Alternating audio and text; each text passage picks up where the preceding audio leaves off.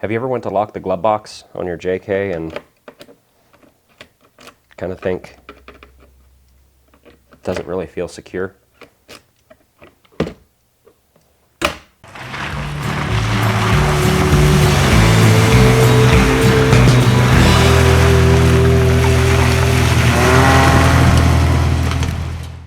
So, if you have a JK, you're probably used to that kind of snapping plastic sound of your glove box.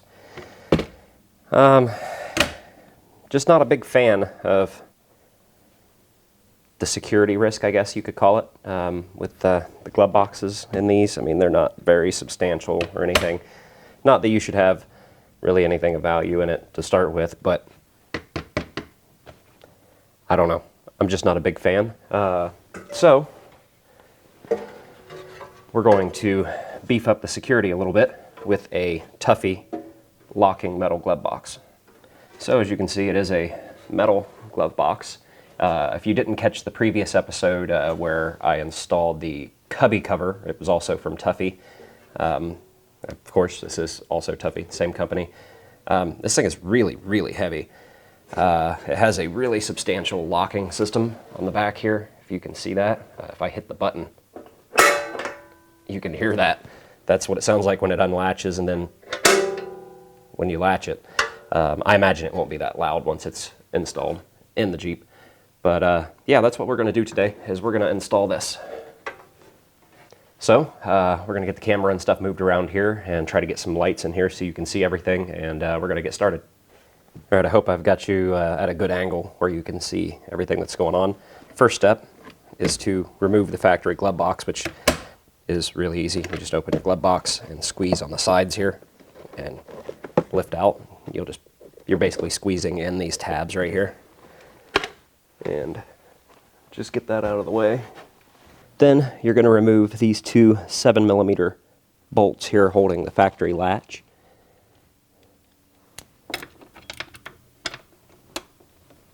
We're going to reuse some of this hardware. Then there's two 7mm screws on either side of the glove box opening. We're going to go ahead and remove those. And then up inside here, you'll have to kind of lean down in there and look. I'm hoping that one of these cameras can actually see these in here. But there's two 10mm bolts up underneath here that you need to remove. This is an optional step, but it'll actually make getting one of these brackets in here a little easier. There's actually a 7mm bolt down here, well, screw. I'm not sure if you can see that or not, but I hope you get the general idea of where I'm at. Once you have that extra little screw out down here, you can pop this forward, and you have a little bit of extra room to maneuver this bracket in. And what you'll do is kind of tilt it like this and slide it in towards the speaker, level it out, and then pull it back, and you can drop it down in place. There's two pins that are back behind here that these slots will actually set over top of, and then these holes here will actually line up with your factory 7mm bolts that you pulled out of here. So, like I said, we're going to take it like this. Get that in there and kind of slide it back. You're going to have to wiggle it around and try to finesse it here without breaking anything.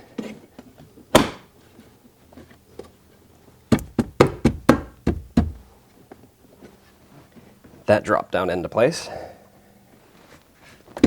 Then you can pop that back, and you can take your 7mm bolts and put back in the bottom here.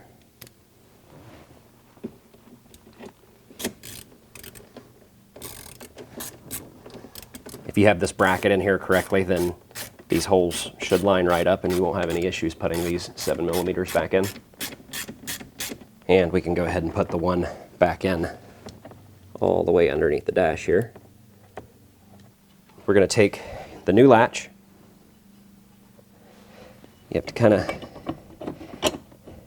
get this wiggled in there, and it's pretty easy. Should fall right into place.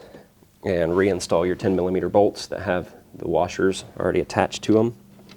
These are the factory bolts that you took out. I'm just going to go ahead and snug these down for now. I did notice there's a little bit of play in the holes for this, so I imagine you can adjust this latch to get everything kind of flush with your dash, so you may have to move this. There is an additional step for more security if you choose to do it.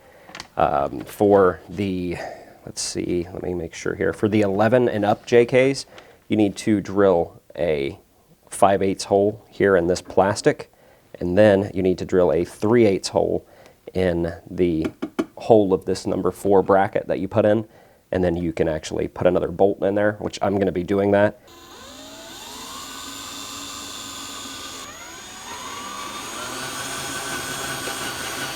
So now that we have that drilled, we're going to need the 5/16 washer. Actually, there's 2 of them. The 5/16 bolt and the 5/16 nylon lock nut. So what I'm going to do is take the washer and kind of put between the plastic here. I'm not quite sure if you can see that. And then put the bolt through, because otherwise you would have to make a really big hole to get your washer through there. And then take your other 5/16 washer, put on the back side, which this is going to be kind of difficult. It'll go on here because there's actually kind of like a gusset molded into this framing that's at an angle, so it's actually going to put your washer and everything at an angle as well. Now you'll take a 1/2-inch socket and a 1/2-inch wrench.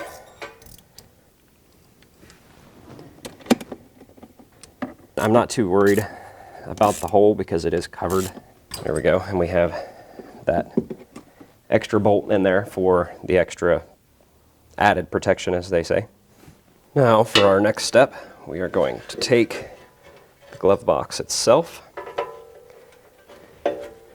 and kind of fold the hinge out, and it's probably going to be easiest to have the glove box kind of folded down like this. And then you're going to take your last 2 washers in the kit along with these Phillips head screws and go ahead and start threading these in there. I'm going to snug these down just a little bit because, again, you're going to have to kind of move a lot of this stuff to get everything to line up. But that's really good. Everything has a lot of adjustment to it. Try to swing this up here without knocking out the other little camera down here.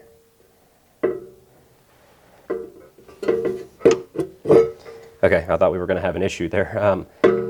If you go to flip this back up and it's hitting, just kind of push down a little bit and it'll get past it.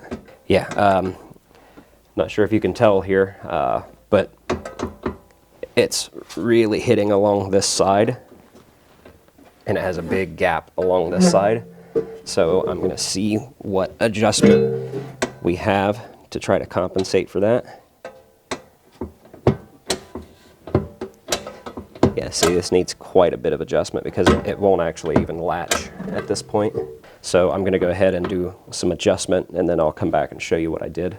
It's installed and it's adjusted. Adjusted to about as good as I can get it without completely destroying most of it. The last step is to put this last plate on here so that it'll actually hold the glove box from falling all the way open. And that is just this last little plate and some wing nuts. And then just tighten up these wing nuts. I really wish they would have done something a little bit better than that, because then now you've just got wing nuts in your glove box. That keeps it from coming all the way open. So there we go. That's how you install the TUFFY Locking Glove Box. And yeah, now we're going to get into kind of a review. So I'm going to move the camera here so I can show you some better angles. If you just wanted to see how to install this, then you can pretty much stop watching the video now. If you want a real opinion on the glove box, well then stay tuned. I've got the camera handheld now, so sorry if the video is a little shaky. I'll try to hold it as stable as possible. My opinion and review of the TUFFY Locking Glove Box, nowhere near worth the price that they're asking for it. I would almost say this isn't even worth the price of the Smittybilt. The Smittybilt version of this is only, I think, $55. This is $155. This has been after probably an hour's worth of adjusting and actually cutting to make this fit, and you still can't close it with one hand. You actually have to give it a really good push. Let's look at the gaps we got here. Huge gap along the side of here. I have adjusted before anybody says, oh, well, you know, you can adjust all of that. I've adjusted, and I've actually slotted out the slots that came with this even more. This edge isn't as bad. And then you come over here to this edge, and I don't know if you can tell, but it's actually sticking out quite a bit over here. Not near as bad here. You have quite a gap. Let's see if I can get you down here. You have quite a gap right here, and you would be like, well, what's the big deal with that? Well, can you see that I can actually get my finger underneath there? And look at that. I can get it in there, and if I wanted to, I could sit here, I could shove that in there and pry on this and break this thing open. It's just all the way across. This was another thing I said I don't really like how they hold the glove box open. They should have thought of something a little bit better than that, honestly, because like I said, you've just got wing nuts inside your glove box. It's already a smaller glove box, and now you have, you know, wing nuts in here that are, when you go in and reaching for stuff, you're going to be hitting your knuckles on. They could have actually done something about sealing the glove box. Let me grab a light. You see the big gap all the way around all of this? So if you have papers in your glove box, like a lot of people do, paperwork or anything like that, plan on losing it because there's gaps everywhere in the actual glove box itself.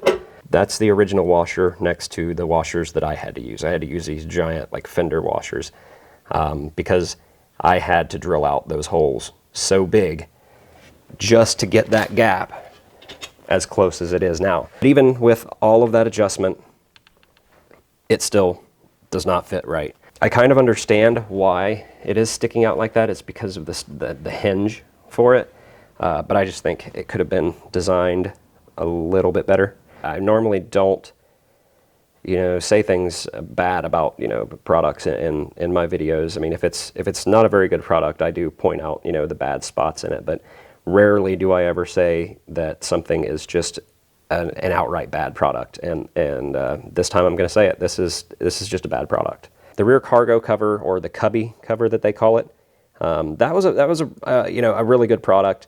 There was just a couple things that, you know, I didn't really point out because I didn't think they were all that major. But you know, like the instructions, same thing on both of these. The instructions are horrible. They might as well not even give you instructions. The finish, to be honest, this is the second one of these glove boxes that I've received. I don't know if it was damaged in shipping or what, but the first one I got, a lot of the finish was missing. It wasn't like it was scratched. There was just big flakes of the coating was actually missing, and it was just bare metal. It's kind of odd. I don't know if I can get you in here. Like, you can see that it is a slightly textured finish, but it's fairly smooth. But then you can get over to a couple spots, and this looks like dirt. No, it's dirt that's been painted over and coated over. So it's not smooth. Well, it's smooth in some spots, but then other spots, the coating is just horrible. That rear cover is even worse. If you've ever spray painted something and just didn't clean it, or had like bugs or dirt or something land in it, that's exactly what this finish looks like. So anyway, I guess I'm just gonna quit complaining about this product. If you came across this and you're not one of my subscribers, make sure to go into my channel and check out a couple videos. I got all kinds of different stuff in there, and like I've probably said multiple times in this video, I normally don't bash products. I will tell you, you know, the bad parts in products, but this is by far one of the products that has made me the most angry in a long time. But anyway, like I said, if you're new to the channel, check out a couple videos. If you find a video that you like, make sure to hit the like button. If you have something to say, leave it down in the comments. If you find a couple videos that you like, don't forget to subscribe to my channel.